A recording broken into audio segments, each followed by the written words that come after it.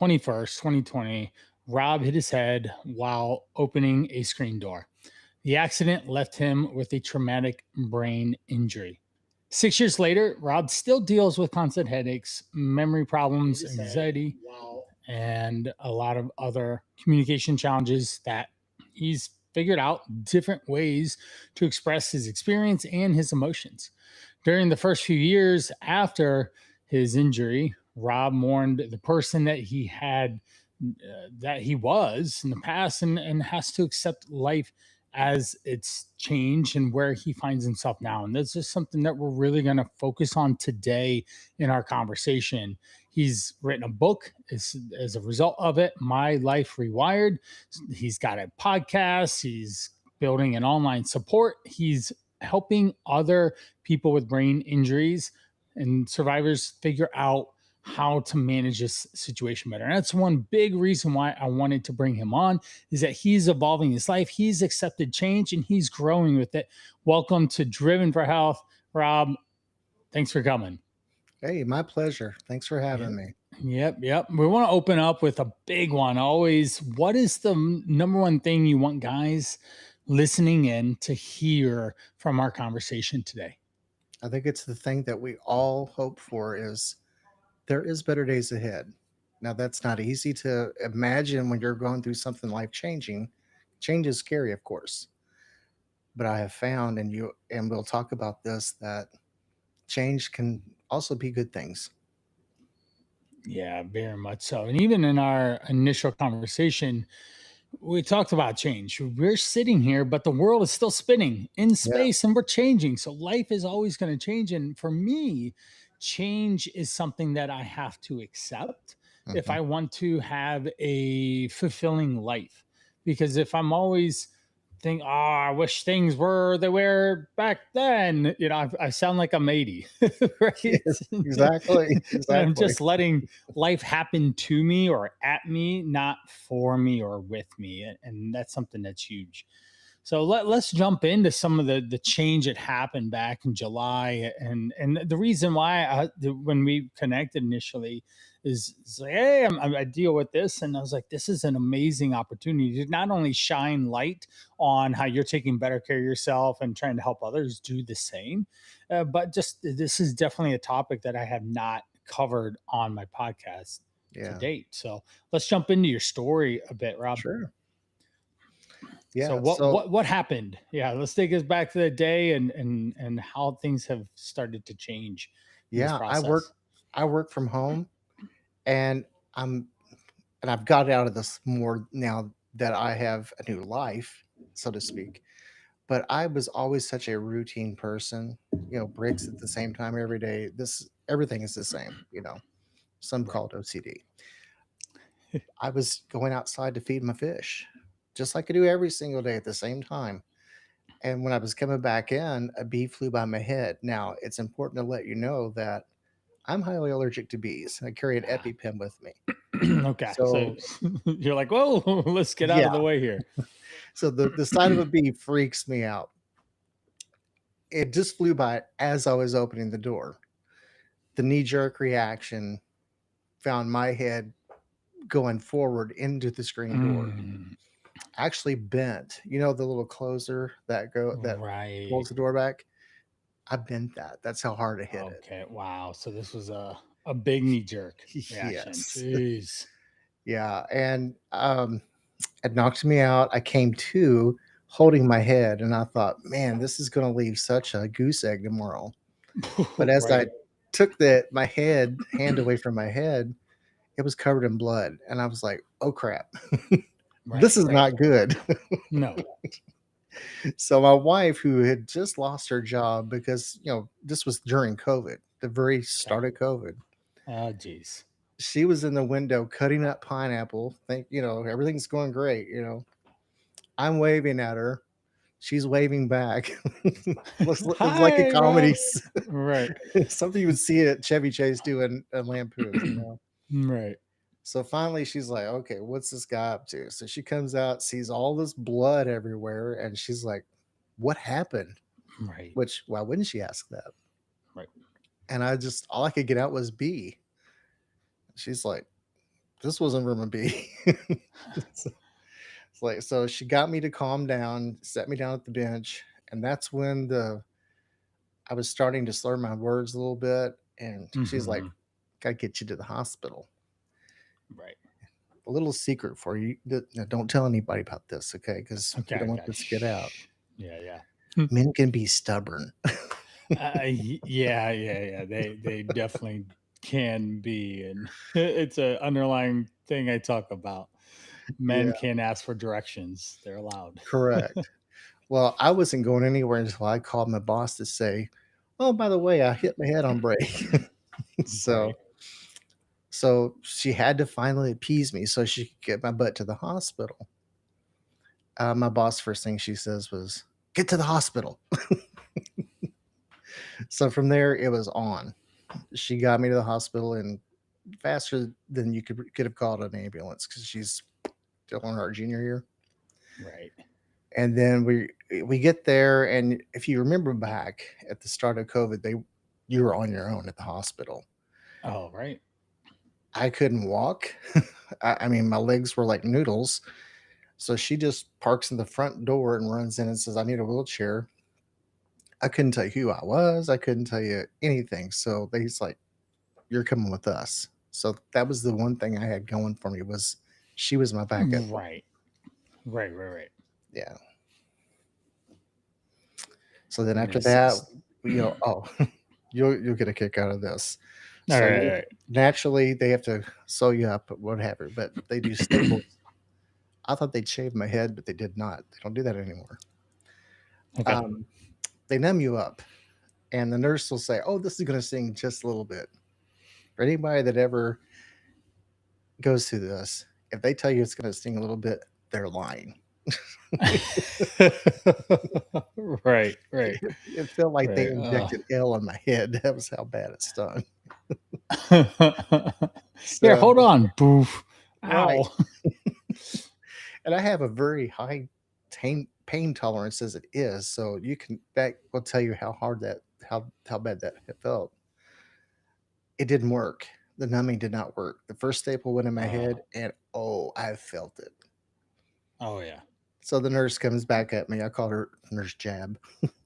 She's like, "We're gonna have to numb you again." And I was like, "No, you don't." I said, "Just get your Stanley and just keep on going." So that's what they did. They the rest of the staples, I had no numbing. I was like, but I wasn't gonna go through that again. Right, right. So we had the injury, then we were out of the hospital, coming home. What were some of the signs, the symptoms that started showing up that you realized there's something more happening than I just bopped my head pretty good? Yeah, for one thing, it was the constant stuttering. It made Mhm. me very self-conscious. I didn't wanna talk because, first of all, I didn't know how long it was gonna take me to get a sentence out. Right. That was the big one, and the massive headache. I had a migraine level headache, and if anyone's ever experienced migraines, my heart goes out to you. Oh yeah. But I thought this will go in a couple of days because they said, go home, rest a couple of days, and go back to work when you're ready. Well, one day turned into a week and 2 weeks. My wife's like, something's not right. So we made a follow up with my family doctor, and she's like, yeah, we probably should get you scheduled for an MRI. So, of course, the MRI confirmed, what the hospital said as well. And then she goes, you should probably find a good neurologist, which we thought we were finding a good neurologist. We didn't the first time. Um, the first neurologist, he wanted us to wait 2 years to see if I got better. Oh, all Yeah, right. That's a short amount of time, right? right. I'll write you a prescription, you'll get better. But Oh, they had jeez. this strict office policy because of the COVID that, my wife can go with me. Mm. Um, I go in and They're he like, I looks at need me. her so that she understands what's happening because I can't Exactly. communicate back to her Right. what's going on.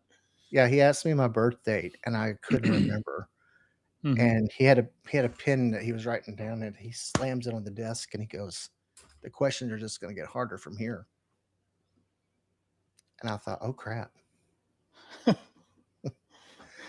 I can't tell you another word that was said that day. But my wife's Wow. like, no, we're going to find you a new neurologist. And he didn't want to Hmm. release me at first. And we're like, no, you're fired.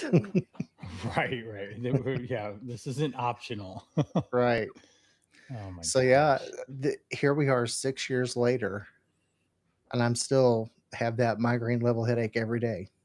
Ah, geez. Yeah. Yeah, that's tough. That's tough. And that's the change that you've had to deal with and have to figure ways around. Right. Now, m- change from who you are now to who you were and what the normal day-to-day life looked like operating. I mean, we go through this process anyways in life. I'm 43. I'm trying to run a marathon. My body is not like it was back in Mhm. 2003 when I ran my first marathon. It's Yeah. I ran 11 miles yesterday and I'm not going to run today. My legs are sore and stiff. And I'm like, Exactly. okay, I'm not even halfway done yet. All right, let's. And I've been training a lot. Like, I put 10,000 minutes on my desk bike. That's something I've talked about.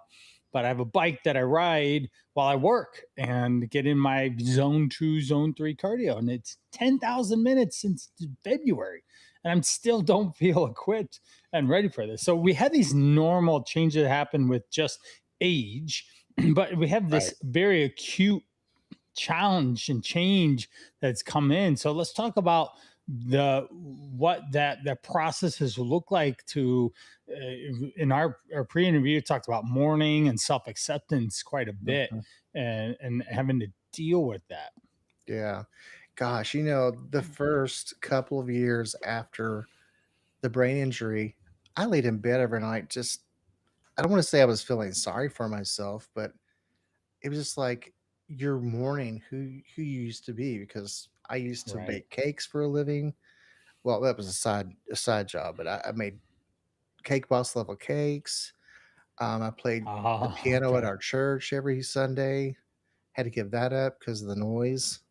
Mm, Um, and I was the kind of person that I was going from the time my feet hit the floor until I went to bed. right. And now hit the brakes, your life is completely not that anymore. You are constantly looking for rest. And you're like, man, I just got up. I should be full of energy. Right. And an hour into it, I feel like I've run a marathon to use your analogy, Right. I'm like, what's up with Riverbed. this? Yeah. So it was a hard pill to swallow. And then I finally realized one day, I said, yeah, that was the first chapter of my life. That doesn't mean the other pages have to remain blank. Why do I have to keep, Right. and I use this analogy way too much, but it still applies. If you keep looking in the rearview mirror, you're going to run off the road.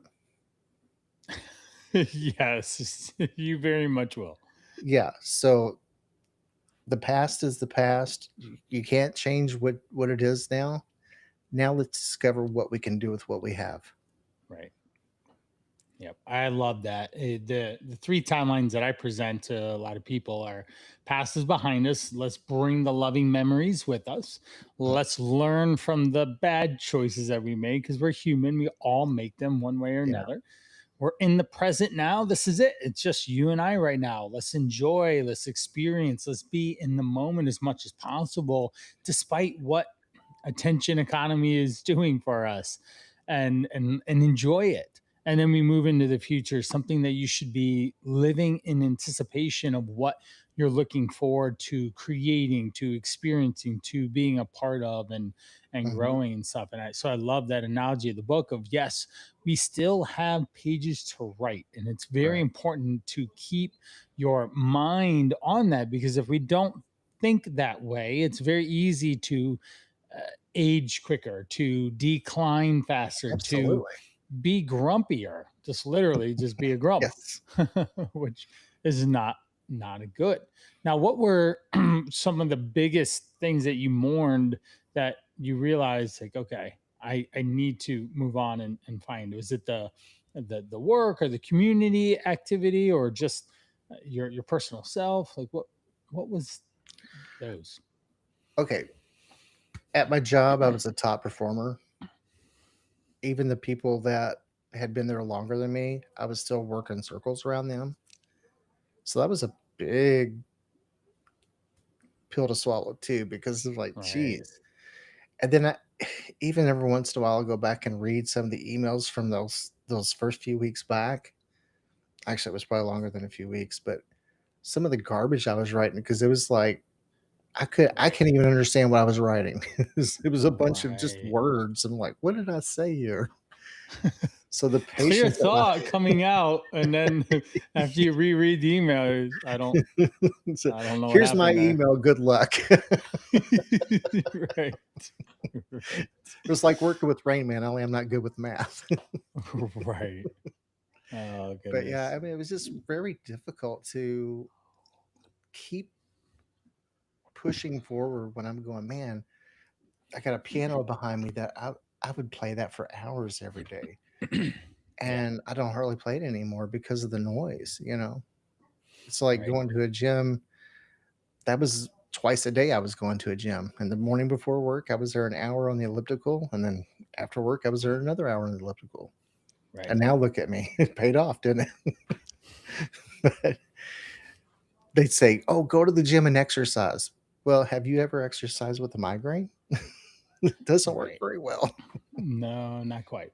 Right. Yeah, and that's another Not question quite. I get a lot too is about, okay, you're in such pain. Why do you smile? Why wouldn't you smile? Right. You have a choice to make. You can sink or swim. Yep. I'm a better swimmer than I am a sinker. Yes, I love that. I And I love tell that. people all the time too, I say, you wouldn't go up to someone that's lost their legs and say, why don't you get up and walk? No. You have a choice to make. Life is a choice. You can deal with the cards you've been dealt, or you can just lay down and die. And I don't want to die. Right. Right. And that's where accepting where you're at and Mm. then starting to do the change and recreate is really really important. We'll certainly push through with some of the changes that have happened. Let's talk about some of the emotional and the personal challenges there that have come up with the expressing emotions, living life with less of a filter, and Mhm. things like that. Oh gosh, the filter gets me in trouble all the time. Me and the wife have those talks quite a bit. You should have said this, but it's true. Yeah, but you don't say that. Why wouldn't you say that? It's the truth. It Right. makes lying a lot harder 'cause I don't have a poker Right. face. Right. Right. It's just like, yeah, you just totally admitted it right to her face.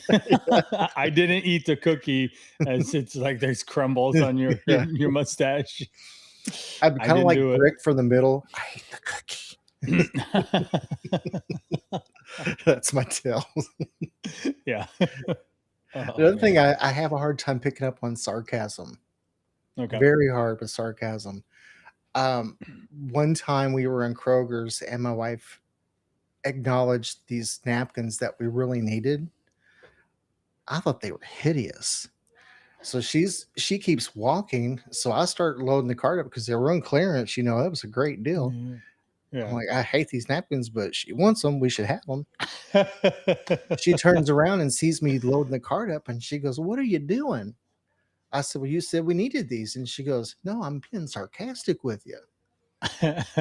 So now we have this unspoken rule that when she's sarcastic with me, she'll follow it up with, "I'm just being sarcastic." Yeah, okay.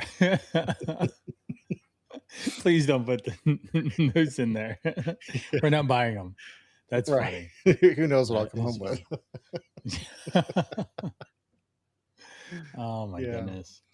So some of the filter, I imagine that some people, I guess most people probably would ultimately be okay with the the verbal filter and just telling the truth, because so many people aren't don't get to experience that in life. Because they just people won't share their true thoughts or feelings, like in me Oh, yeah. included. I'll throw myself out there as well, not necessarily being able to truly express myself in certain situations or with people in my circle, whether it's people closer to me or farther away. And it's just because you're being polite, or you're don't want to hurt someone's feelings, or Yeah. you're playing this game, but it doesn't serve anyone.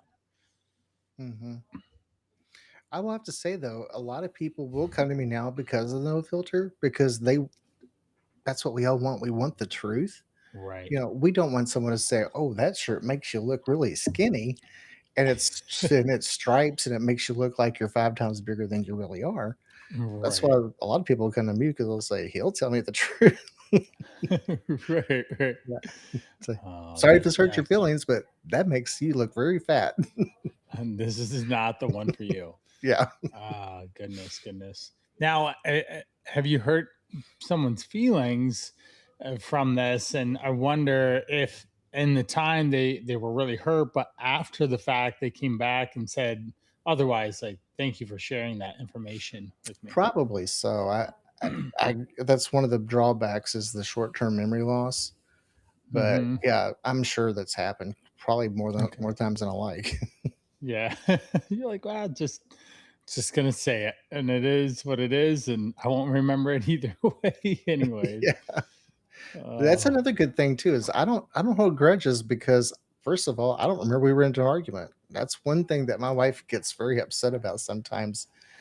Um, We were just arguing 5 minutes ago. Like, uh, exactly.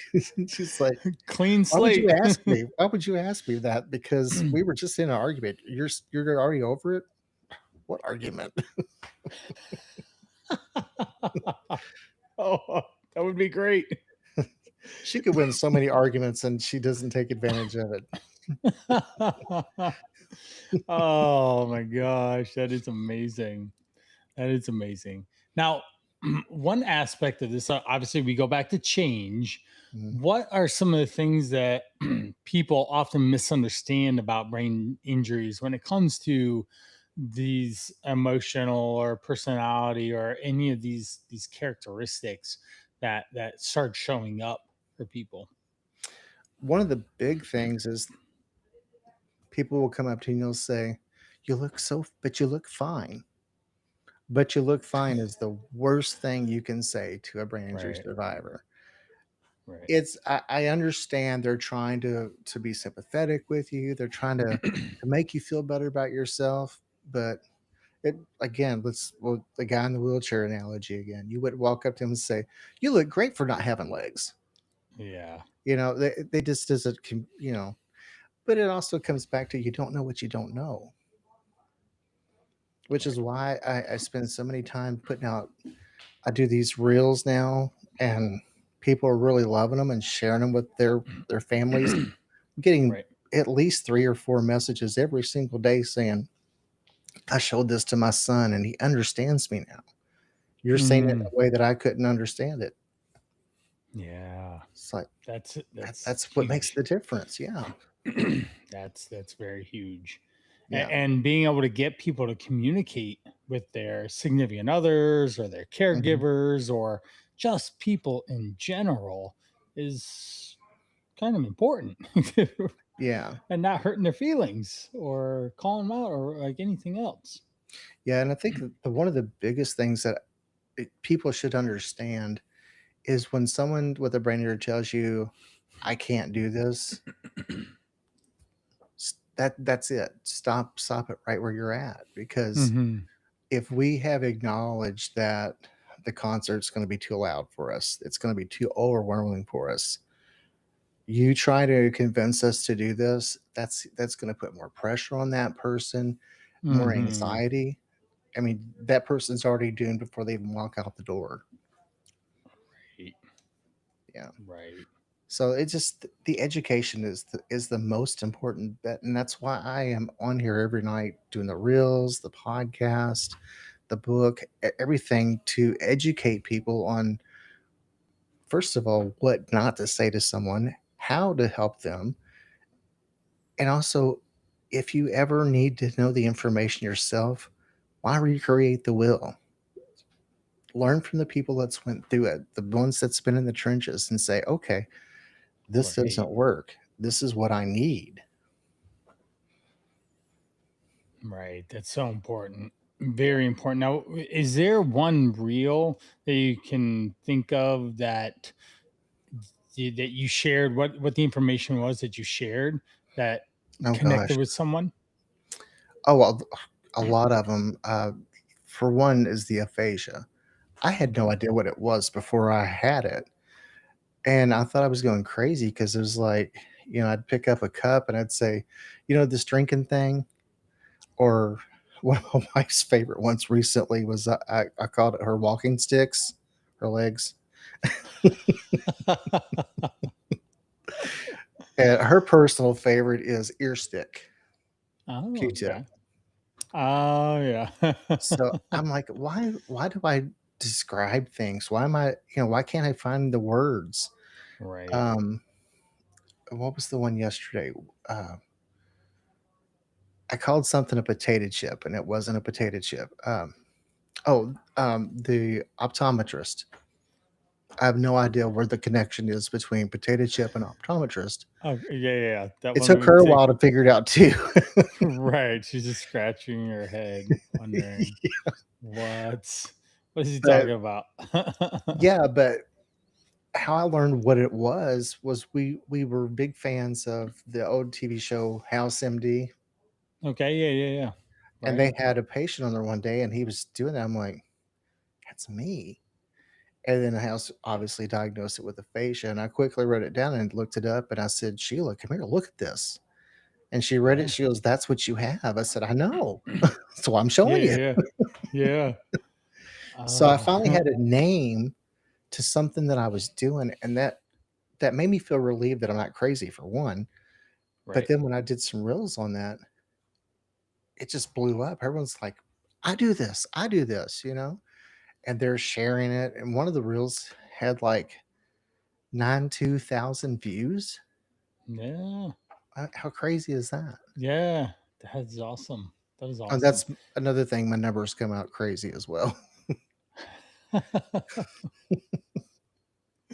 It has to feel really good when you are getting these messages and you're sharing your life with other people and Hmm. helping them better understand or better relate, to connect or to communicate or to Yeah. be okay with their situation on some level, right? Yeah. I'm sure you could probably, most people would want to rewind and reverse the injury or the issue or the car accident or whatever the thing that they did that got Right. an acute issue as a result of it. Most people would do that, right? But we can't, obviously. So Right. man, it just has to be feel good that you're using your time, your energy, and effort to be able to make a positive impact and Yeah, help others. exactly. And, That's excellent. that is the thing. When I get these messages, it's not about them praising me or anything like that because I'm not one for the attention anyway, which is I know ironic because I'm sitting in front of a camera all the time.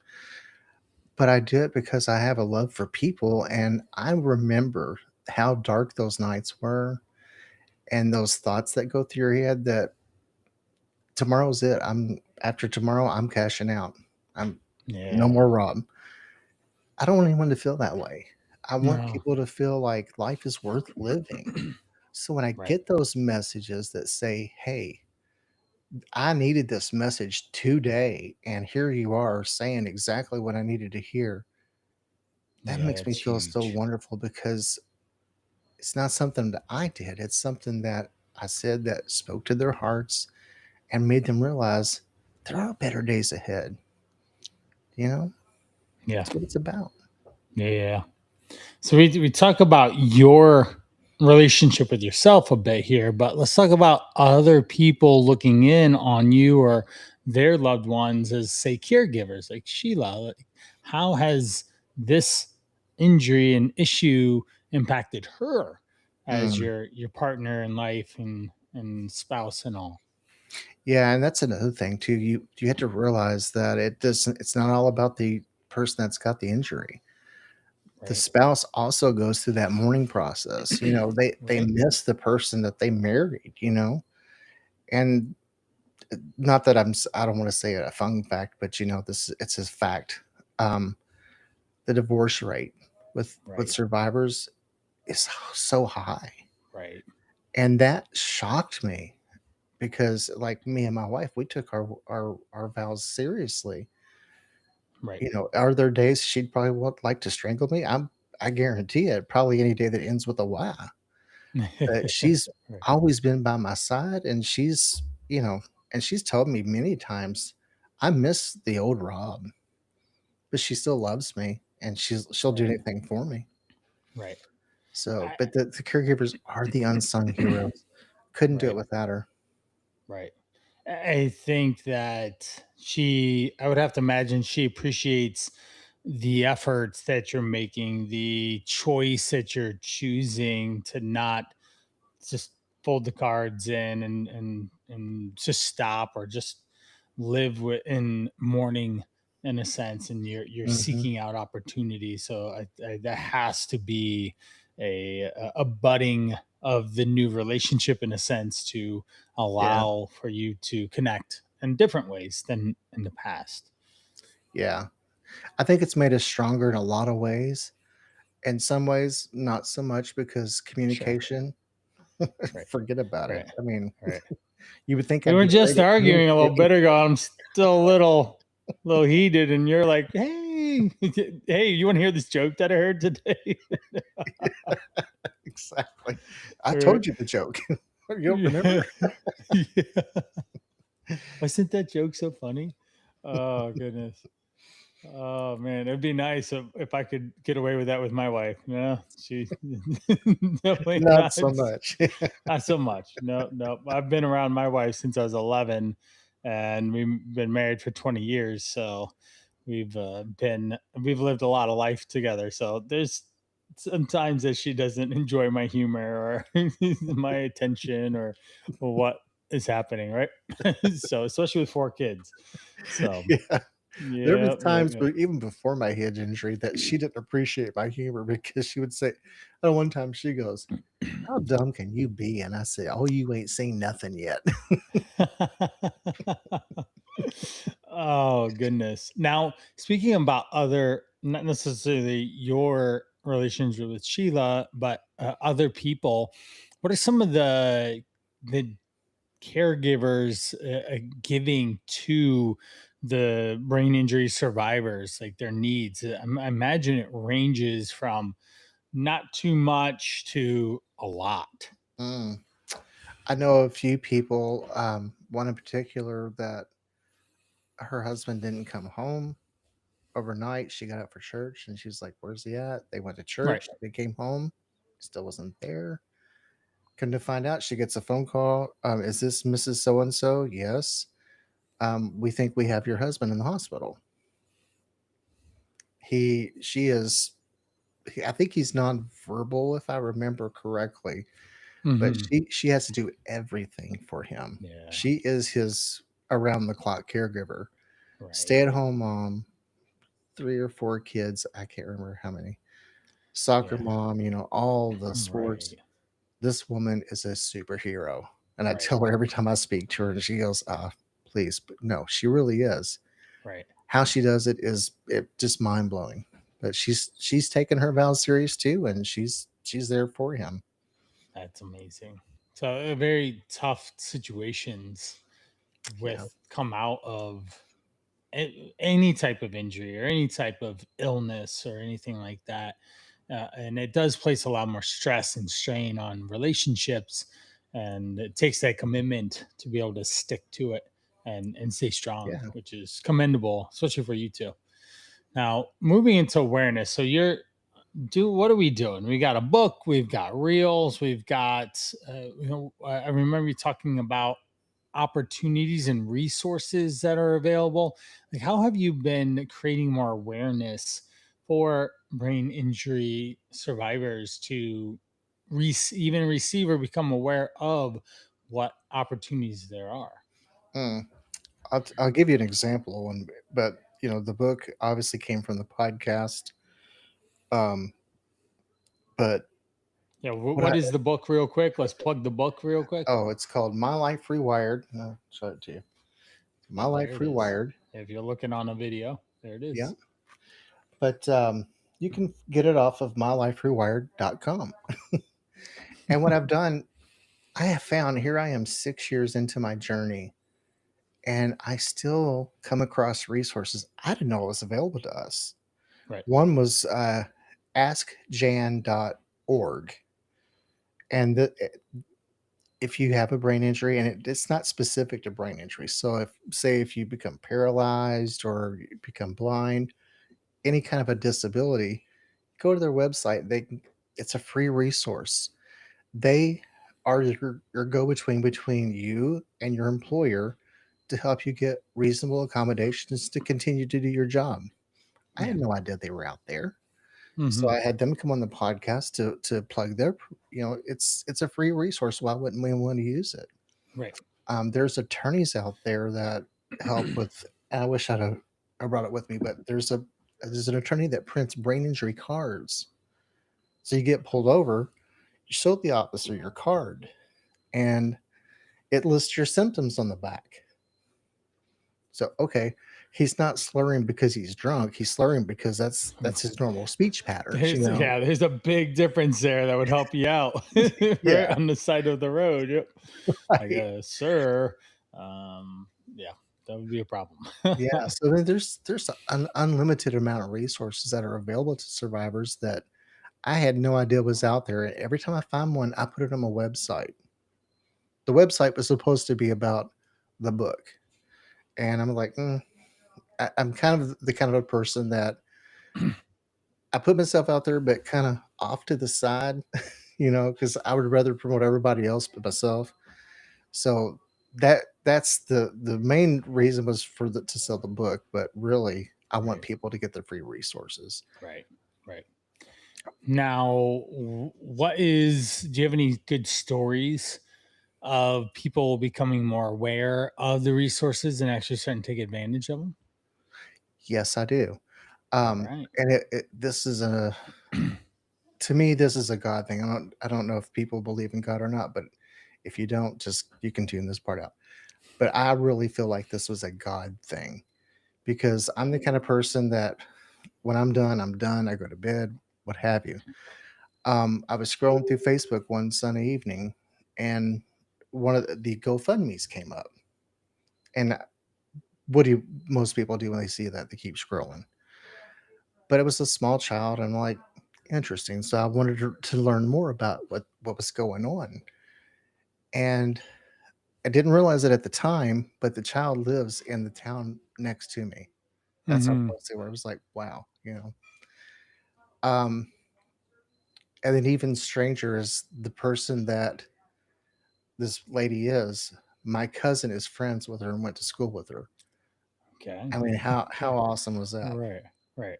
So the story goes that the child, I think he was 6 or 7 ish. She was taking her to Children's Hospital in Louisville. I live in Indiana, and it's just across the bridge in Louisville, Kentucky. And after several visits, oh my gosh, they diagnosed him with everything under the sun, but what was Right. actually going on? And I, after reviewing it, they ended up going to Chicago.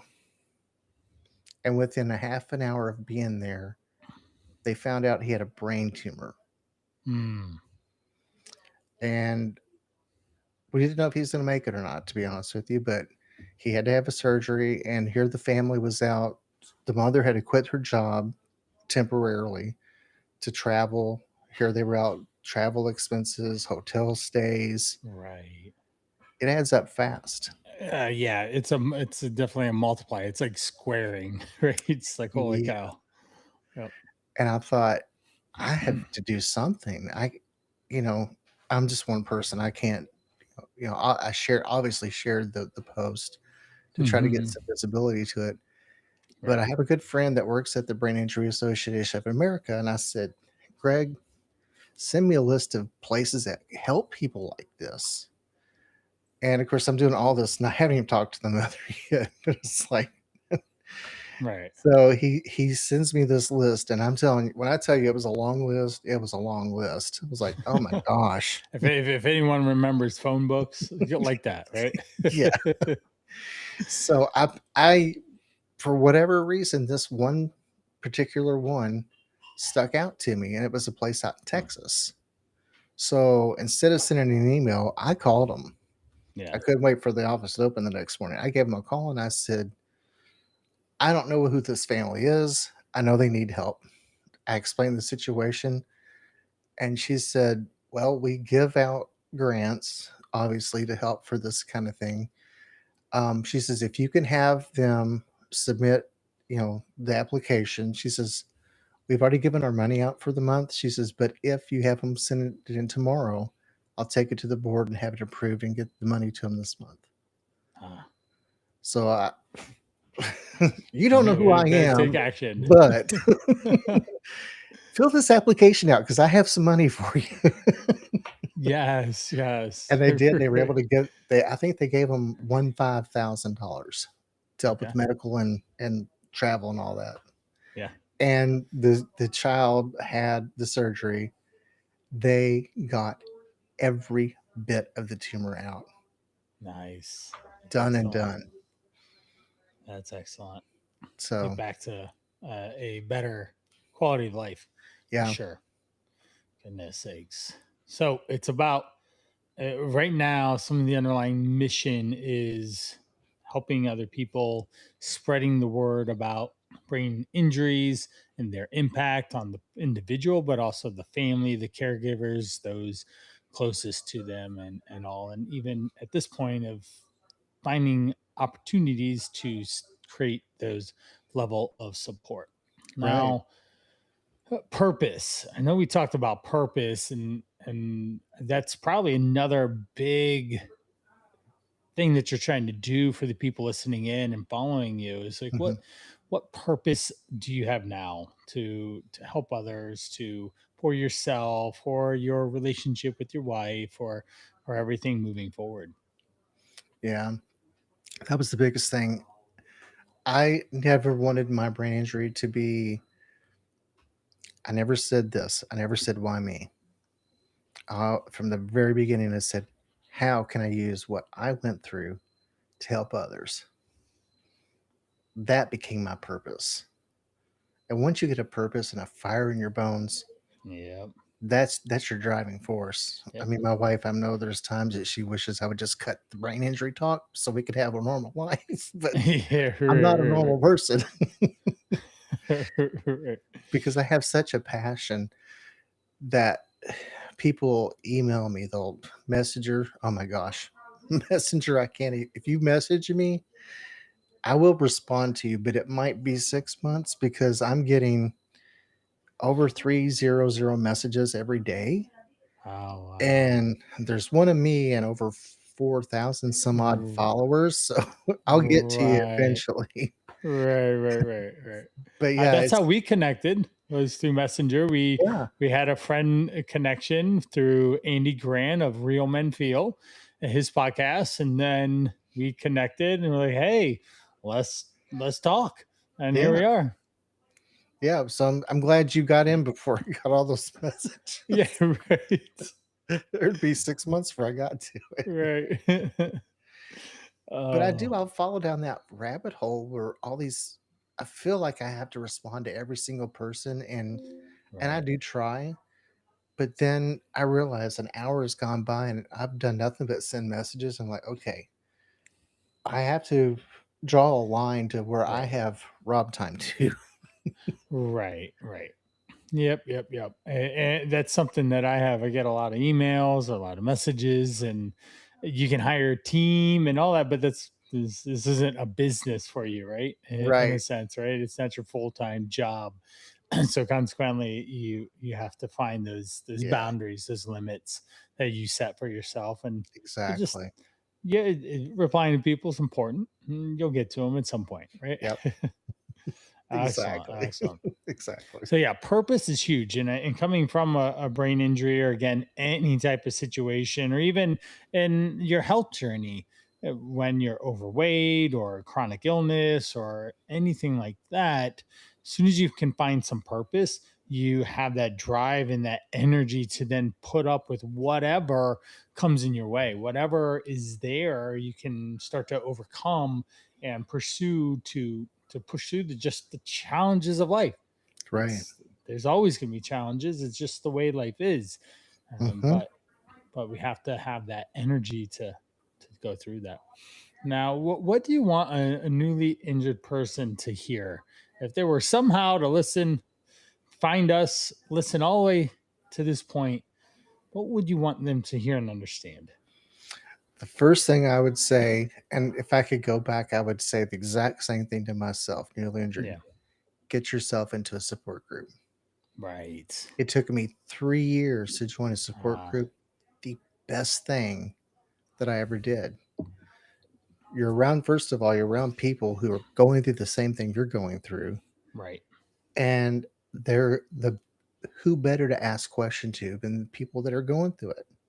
I learned so much just by asking questions. You go into a support group and they're anonymous on Facebook, and you'll just say, "This is what I'm experiencing. Does anyone else have this?" And you'll have immediately a bunch of people jump in. Oh, I do this or I do that, and you're like, Right, oh, I would have never thought of that. right. That's the best thing to do. Get therapy. Yes, Contact a therapist. I still do therapy. Here we are, what, 6 years out, and periodically you get into therapy. You just have to have someone to talk it through. right. Not be your spouse. Right? They Right. can help you a lot, but you need other people with skills Hmm. their own responsibility to the relationship in a sense. Same thing with me Right. is hey, let's not have your wife be the food Nazi, so to speak. Like I will take on that responsibility and get you to not eat that food, even though they probably told you to stop doing a long time. Coach Mm. Brian will help fix it. Right. And now, what do you want the family to understand? So if you're listening in, we have to get support. Get the right type of doctor, medical team, the mind type of team as well, a therapist, a counselor, a support group, other people that you can lean in on to find out how to improve your situation so that we have that purpose, we have that energy, we have that excitement to get up and do something with the day and not just let another one pass us by with the Right. challenges that you have compounding. So Yeah. what do you want the family members to hear of someone dealing with a brain injury? This is the most common thing that you'll ever hear. Ask any brain injury survivor, and I guarantee greater than 90% will say that what I'm about to tell you. The family members are the ones who care the least, sadly enough. They'll say things like, "Oh, you're not better yet?" What I would say to the family members is go on the internet, read about brain injuries. The families don't want to educate themselves about what their loved ones, nieces, nephews, or whatever the relationship might be. They're the ones that don't do the math and the homework and say, wow, this person's going through it. Right. I had someone one Right. time saw me driving and they said, "Oh, you're driving. You must be better." Right. They don't take your keys just because you get a brain injury. Now, if you're paralyzed or wheelchair bound, then possibly you won't drive. I Right. will say that I don't drive as much as I used to. A lot of it's from fear of not remembering where I'm going. I've Right. gotten lost in my own city. So if it's longer than 3 to 5 miles out, I generally, my wife drives. Yeah. Yeah. But yeah, just educate yourself. And talk to the person that has the brain injury and say, what do you want me to know about this? It goes a lot further with someone to say, I don't know what I don't know. Educate me. Tell me your needs. Tell me what's going on. There's not a survivor around that's not going to say, sit down. Let's talk. Right, right, Yeah. right. I appreciate you sharing that, and it is important for the other people around to be aware, be open, and accepting of what that person is going through. Right. That is so important, so that you can move forward in more of a unified approach and not have friction as a result. So, well, Rob, you shared a lot of really positive things. The strong undertone that I pulled away is dealing with change and dealing with life evolving and you choosing to be your best self as much as we all can any given Right. day, right? Even me actively choosing to go out and smile and be happy. I still have moments of low energy, or my kids didn't do something I asked them to do 6 times in a row and I'm grumpy now, right? That is the human condition. But in general, we choose to go to bed and wake up feeling fresh and know that the sun is shining. We have another day to improve and to change and to grow. Now, where Yeah. can people find you at? So we have the website, My Life Rewired Mhm. com. We have what's the podcast and tell us all that stuff. Yeah. The podcast is on YouTube, and it's not My Life Rewired on YouTube. It's just Life Rewired. And I think if you type my name in, it'll probably come up as well. Yeah, yeah. Life Rewired. Um, and then we also have a lot of followers on Spotify, iHeartRadio, um, anywhere you can find podcasts on the streaming Yeah, definitely. platforms. Right. You probably don't want to listen on Amazon Music. I have one follower, but I'm thankful for you, whoever you are. Right, right. I had someone just it was an old client. They messaged me just the other day. They must have heard my granola rant about someone having high calorie granola. And he sent me a picture like, "Hey, I just heard your reel, and here's my granola. I just wanted to check on it." I just started laughing. I was like, "Thanks, man. I really appreciate you reaching out." And he's like, "Dude, I subscribed to your podcast on Amazon as one of the first ones I've ever subscribed to." I'm like, "Dude, I appreciate that so much. Thank you." So Wow. Yeah. I feel I you. don't know. I love every time I get in the car, I listen to Crime Junkie on Amazon. So Oh yeah, I thought yep. Amazon was a great place to host your podcast, but Oh, totally. everyone goes over to Spotify for whatever reason. So Spotify, Apple, yeah, Amazon, YouTube. I got them everywhere too. yeah. Yep. Excellent. Excellent. So Rob is a easy person to connect with. We connected through Facebook and we messaged and here we are. So Rob, you're excellent. You're awesome. I really appreciate you coming on the show and just sharing a completely different angle to health and how you're choosing to empower yourself to have live with purpose, to strive to be your best self, to take care of yourself, to take care of those around you. So I really appreciate your efforts, and I'm happy to be able to just share more of what you're doing from through our conversation today. Yeah. Thanks for having me. Yeah, definitely, definitely. Well, if you've been inspired about change in this one, please share it with someone that might have a brain injury and get them to Rob. That would be probably the best situation that we could come across of Life Rewired podcast would be the easiest first step to start catching him. And he's definitely on Facebook. I see your stories popping up a lot in the reels as well. So I thank you, everyone, for joining in. And that's this episode for Driven for Health. Thanks so much.